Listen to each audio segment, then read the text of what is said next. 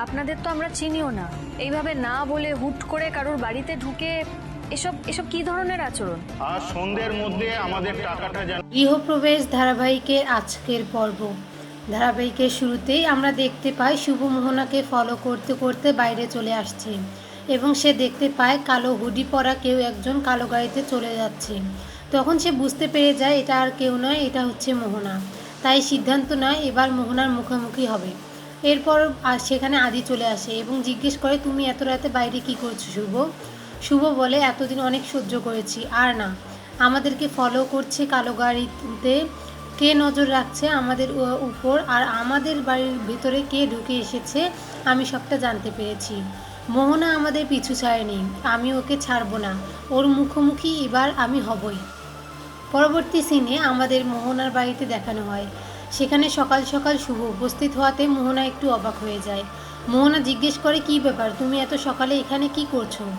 শুভ বলে, সরি এত সকালে আসার জন্য, কিন্তু তুমি যেসব কাণ্ড ঘটাচ্ছ তাই না এসে আর পারলাম না। মোহনা একটু মুচকি হেসে বলে, আমি কি কাণ্ড ঘটাচ্ছি? ঠিক আছে, ভিতরে এসে বসো, শুনছি আমি কি কাণ্ড করছি।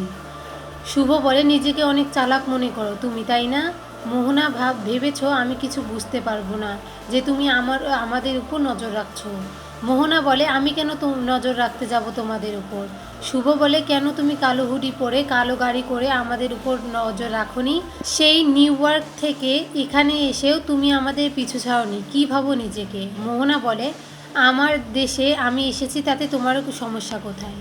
শুভ বলে, আমি তোমাকে একবার ছেড়ে দিয়েছি বলে তুমি ভেবো না তোমাকে আমি বারবার ছেড়ে দেব।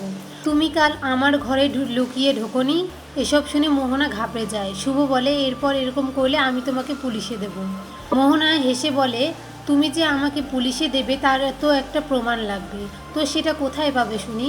শুভ বলে, প্রমাণ ঠিক সময় মতো আমার হাতে চলে আসবে, আর তুমি যে স্বপনদাকে মেরে ফেলার চেষ্টা করছো এর প্রমাণও আমার হাতে আসবে। কি লুকাতে চাইছো মোহনা? কি করেছিলে 6 বছর আগে? শুভর মুখে এসব কথা শুনে মোহনা একটু অনেক রেগে যায় এবং শুভকে আঘাত করার জন্য সে একটা ফুলদানি তোলে।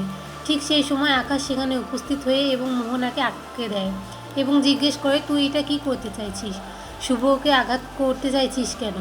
মোহনা বলে, আমাকে ছেড়ে দে দাদা, আমি ওকে শেষ করে দেব। ও আমাকে বাড়ি বয়ে এসে যা নয় তা বলে যাচ্ছে। আকাশ কোনো রকমে তার বোনের হাত থেকে ফুলদানিটা নিয়ে তাকে শান্ত হতে বলে। শুভ বলে, তুমি এটা কি করতে যাচ্ছিলে মোহনা? মিস্টার সেন যদি না আসতো তাহলে তুমি আমাকে মেরে ফেলতে। নিজের আসল রূপটা আজকে তুমি আমাকে দেখিয়ে দিলে মোহনা। মোহনা বলে, হ্যাঁ মেরে ফেলতাম, আমি তোমাকে একদম শেষ করে দিতাম। আকাশ বলে, তুই এসব কেন করছিস? তুই শুভলক্ষ্মীকে আঘাত করতে যাচ্ছিলি। ঠিক সে সময় সেখানে আদি চলে আসে এবং জিজ্ঞেস করে, কে কাকে আঘাত করতে যাচ্ছিল। আদি শুভর কাছে এগিয়ে যায় এবং তাকে জিজ্ঞেস করে, মোহনা তোমাকে আঘাত করতে যাচ্ছিল, তোমার কিছু হয়নি তো? শুভ ঠিক আছো তো?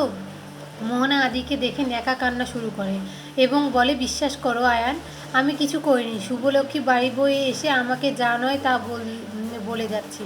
মোহনার মুখে এসব কথা শুনে আদি প্রচণ্ড রেগে যায় এবং বলে, একদম নাটক করবে না আমার সামনে, আমি তোমাকে খুব ভালো করে চিনি মোহনা, তুমি কি করতে পারো? তোমরা ভাই বোন মিলে আমাদের ব্যবসা কেড়ে নিয়েছো, আমাদের বাড়ি কেড়ে নিয়েছো, কী ভাবছো তোমরা আমরা আবার নতুন করে কোনো কিছু শুরু করতে পারবো না? এতদিন আমি কিছু বলিনি, কিন্তু আমার শুভর দিকে কেউ চোখ তুলে তাকালে আমি তাকে ছেড়ে দেব না, শেষ করে দেব তাকে। এরপর আকাশ এসে আদিকে বলে, তোমার সাহস তো কম নয়, তুমি আমার বোনের দিকে আঙ্গুল তুলে কথা বলছো। আদি বলে, তোমার সাহস বরাবর এই একটু বেশি, সেটা সঠিক জায়গায় কি করে দেখাতে হয় সেটা আমি জানি। এর আগে শুধু কথা হয়েছিল, এবার অন্য কিছু হবে। আদি চলে যাওয়ার পরে মোহনা অনেক পাগলামো শুরু করে দেয়, ঘরের জিনিসপত্র এলোমেলো করতে থাকে। আকাশ তাকে শান্ত হতে বলে এবং বলে, তুই আবার কেন এসব শুরু করেছিস? তুই এরকম করলে তো আমরা শেষ হয়ে যাব। মোহনা বলে, শেষ হতে হলে হব, কিন্তু তার আগে আমি ওই শুভকে শেষ করে দেব, ওকে আমি ছাড়বো না। আকাশ কোনো রকমে তার বোনকে শান্ত করে। এরপর সে চিন্তায় পড়ে যায়, মোহনা আবারও এসব শুরু করেছে, সে কি করে তাকে থামাবে। পরবর্তী সিনে আমাদের রায়বাড়িতে দেখানো হয়। সেখানে কারেন্ট না থাকায় বাড়ির সকলে অস্বস্তির মধ্যে পড়েছিল। পূর্বী বলে, এখানে কি এভাবে থাকা যায়? কারেন্ট নেই, জল নেই, আমরা কি করে এখানে থাকবো? এরপর সেখানে শুভ এবং আদি চলে আসে। তখন পূর্বী এবং রঞ্জিনী গিয়ে শুভকে বলে, বাড়িতে কারেন্ট নেই, জল নেই, আমরা কিভাবে চলবো? তুই একদম এই বাড়িতে এসে ঠিক করিসনি শুভ। শুভকে এরকম করে বলাতে সেবন্তী সকলকে থামতে বলে এবং বলে ও কি করবে, একটু থাম। এরপর শুভ এবং আদি চিন্তায় পড়ে যায় এই বিষয়টি নিয়ে। আদি বলে আমরা তো সব নিয়মকানুন মেনেই চলছি, এখানে এসে তাহলে শুধুমাত্র আমাদের বাড়িতে এরকম বিঘ্ন কেন ঘটছে?